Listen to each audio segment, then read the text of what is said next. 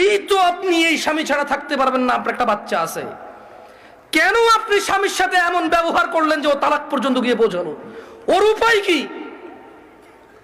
ওই বেচারার উপায় কি? ধরলামও খারাপ, ওর চেয়ে নিকৃষ্ট পুরুষ আর এই পৃথিবীতে আমি ধরে নিলাম।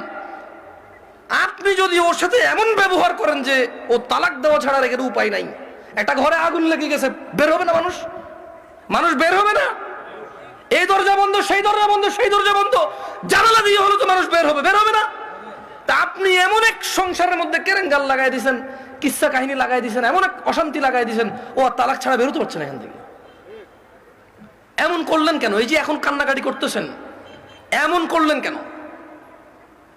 এই যে বলতেছেন আমি এখন ধৈর্য ধরবো, আমি আর মুখে মুখে বলবো না, আমি আর ওর অপছন্দ হয় ওর বাবা মায়ের সাথে খোটাখুটি করলে এখন আর করবো না, আমি আগে কেন ভাবেন নাই? আমি আমার বন্ধুদেরকে বলবো, তোমার স্বামী আছে, ওকে গুরুত্ব দাও।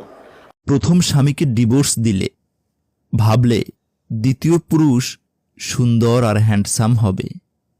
ওহে বোকা, না রে, তুমি হয়তো জানো না, ডিভোর্সের পর কোনো নারীকে কোনো পুরুষ ভালোবাসে না, শুধু ব্যবহার করে।